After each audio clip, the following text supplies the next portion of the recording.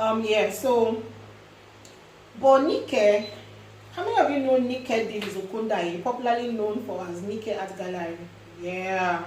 She came and then she became a major proponent. A proponent is like an advocate for Adire. She started doing free classes, free training in her places in Oshogbo, Lagos, you know, and Abeokuta, and Abuja, I beg your pardon. You know, she did not go to school. Her mother and her grandmother died at an early age, and she had to go stay with her great grandmother, Madam Ibikunle. Pardon my pronunciation of these names. Yeah.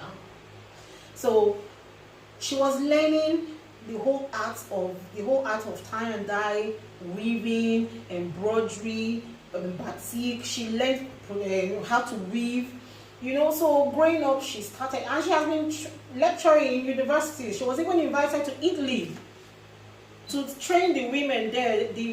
Our Nigerian ladies, there was a time that far back, I think in the early 20s, where women will be taken there for learning purposes, training purposes, and then they'll find themselves in prostitution. So the Italian government invited her over that she should come and, find a solution, offer training. So she trained these women and they became self-employed, self-reliant. They started making Nigerian, started making money. She was given the highest honor in Italy. She has designed, she has important people who've come to pay her visits, Bill Clinton, George Bush, I think. She has gone to different universities to give lectures, training, and she has no degree. All from Adire, all with her knowledge of Adire. Today she has the largest art gallery in Africa. I think we should give Mommy Nike Davis Okundaye a good clap round of applause. I'm grateful to her because it was when I saw her online that my interest for Adire was sparked up.